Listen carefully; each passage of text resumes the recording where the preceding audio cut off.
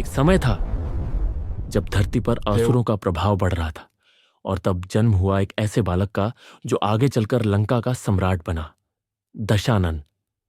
रावण। रावण का जन्म आर्य विश्रवा और असुर कुल की कैकसी के घर हुआ।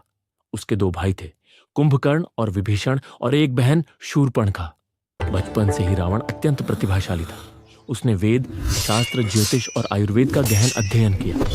वह केवल राजा ही नहीं बल्कि महान पंडित भी कहलाया। रावण शिव का परम भक्त था। उसने घोर तपस्या की, वर्षों तक साधना की।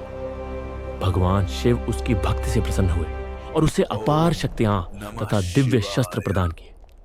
कहा जाता है कि शिव ने उसे चंद्रहास नाम का दिव्य खड्ग दिया, जो समय और मृत्यु तक को काट सकता था। रावण के 10 सिर और 20 भुजाएं केवल शक्ति का प्रतीक नहीं थे, बल्कि ज्ञान का प्रतीक थे। उसके 10 सिरों का अर्थ था वेदों का ज्ञान, संगीत, आयुर्वेद, ज्योतिष, धर्म, अर्थ, काम, मोक्ष, राजनीति और शस्त्र विद्या। उसने लंका को स्वर्ण नगरी बना दिया, जहां धन, वैभव और वैदिक ज्ञान का भंडार था। जितना बड़ा उसका ज्ञान था, उतना ही बड़ा उसका अहंकार भी बढ़ता गया।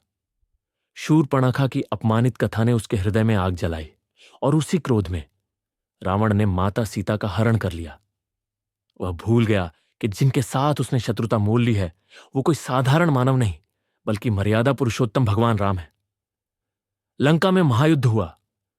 धरती कांप उठी, आकाश गूंज उठा और सागर भी विचलित हो गया।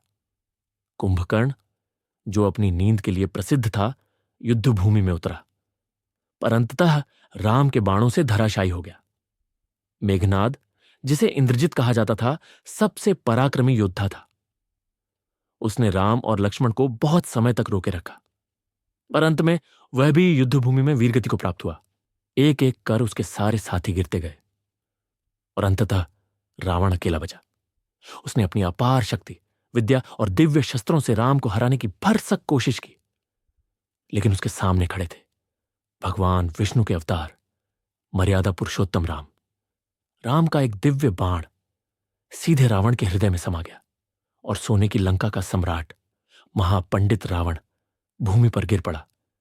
कहा जाता है कि अंतिम समय में स्वयं राम ने लक्ष्मण को आदेश दिया, जाओ और रावण से राजनीति और धर्म का पाठ सीखो, क्योंकि ऐसा ज्ञानी, ऐसा विद्वान दूसरा कोई नहीं था। रावण की मृत्यु हुई, पर उसका ज्ञान अमर रह गया। आज भी हर वर्ष दशहरे पर रावण का दहन इसीलिए किया जाता है, ताकि हमें यह याद रहे कि शक्ति और ज्ञान चाहे जितना हो, अगर उसमें अहंकार जुड़ जाए तो विनाश निश्चित है। सत्य और मर्यादा सदा विजयी होते हैं।